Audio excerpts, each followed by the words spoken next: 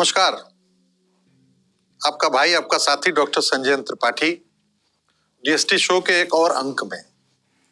दोस्तों, पिछले 30 सालों में स्वयं एक आचार्य के रूप में और तमाम संस्थाओं के प्रबंधक के रूप में समाज के विभिन्न वर्गों के लोगों के साथ काम करते हुए मैंने ये अनुभव किया कि आज के इस दौर में ज्यादातर लोग, खासकर युवा, अपनी क्षमता और उसके आधार पर किए जा सकने वाले प्रयास को लेकर एक बहुत बड़े भ्रम के शिकार होते हैं।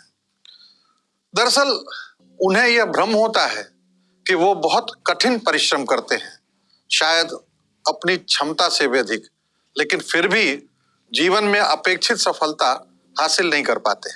इतना ही नहीं, उन्हें अपनी कॉम्पिटेंसी को लेकर भी एक बहुत बड़ा भ्रम रहता है, और वो ये कि वो बहुत अधिक काबिल और क्षमतावान है। शायद इसीलिए वे उसमें सुधार और उसकी बेहतरी के लिए न तो कोई जरूरत समझते हैं और ना ही उसके लिए उनके द्वारा कोई कोशिश ही की जाती है। दोस्तों, एक कटु सत्य मैं आज आप लोगों के साथ साझा करना जरूरी समझता हूं। दुनिया में जितने भी लोग हैं, उनका क्लासिफिकेशन उनमें पाई जाने वाली मानसिक चेतना के विभिन्न स्तरों द्वारा निर्मित जागरूकता भाव, उसके आधार पर किए गए कार्य तथा उससे प्राप्त परिणाम पर निर्भर करता है। रिसर्च ये प्रूव करते हैं कि मनुष्यों में मानसिक चेतना के 5 प्रचलित स्तर पाए जाते हैं, जिनके आधार पर उनका वर्गीकरण यानी क्लासिफिकेशन किया जाता है। सबसे निचला स्तर है घनघोर गरीबी वाला मानसिक चेतना का।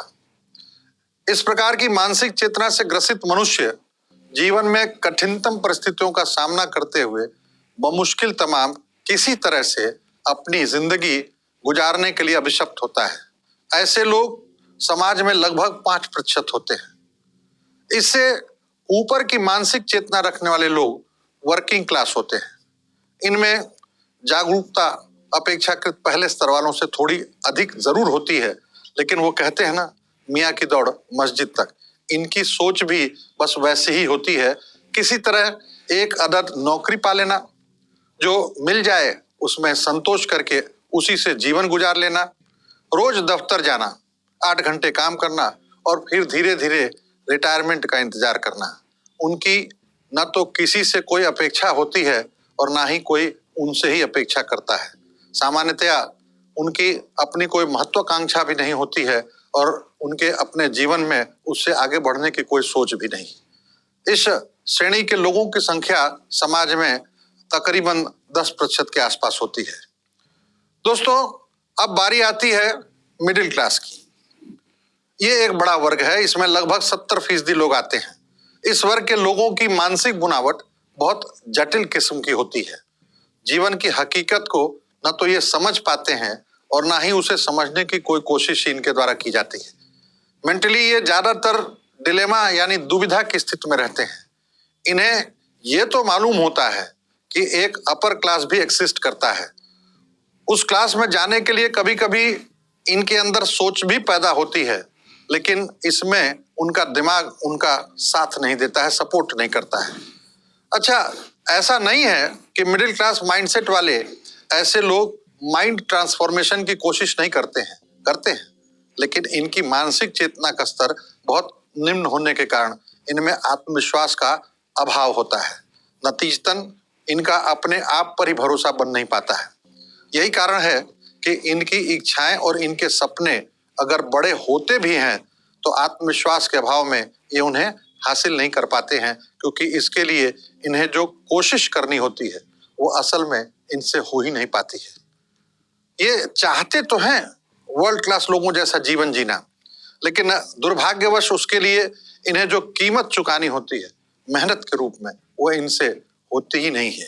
हालांकि इन्हें लगता यही है कि आगे बढ़ने के लिए जो कोशिश की जानी है वो यह अपनी क्षमता और सामर्थ्य भरपूर कर रहे हैं, पर दरअसल यह सच्चाई के बिल्कुल उलट होती है।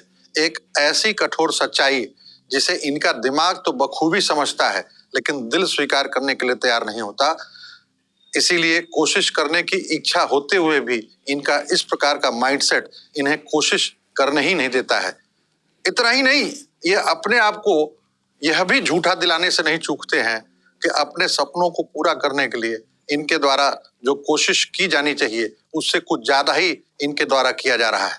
कुल मिलाकर इस श्रेणी के लोग एक अजीब मानसिक द्वंद की स्थिति में रहते हैं, जिसमें इनका दिमाग और दिल का अलाइनमेंट ऑलमोस्ट मिसमैच्ड रहता है। इसीलिए ये जो सोचते हैं वो शायद ही कर पाते हैं। दोस्तों, अब बात थोड़ी अपर और वर्ल्ड क्लास लोगों की मानसिक चेतना के स्तर की कर ली जाए। इसके लिए उनकी आदतों, उनके कार्य व्यवहार और उनकी कार्यप्रणाली को समझना होगा, और यदि तो उस माइंडसेट में हम अपना ट्रांसफॉर्मेशन चाहते हैं तो उसे अडॉप्ट भी करना सीखना होगा। वर्ल्ड क्लास माइंडसेट वालों की सबसे बड़ी खासियत ये होती है कि वो अपने आप के प्रति 100% कमिटेड और ब्रूटली ऑनेस्ट होते हैं। निर्ममता के साथ वो अपने प्रति ईमानदारी का भाव रखते हैं। उन्हें अपनी और जीवन की हकीकत का ठीक ठीक ज्ञान होता है।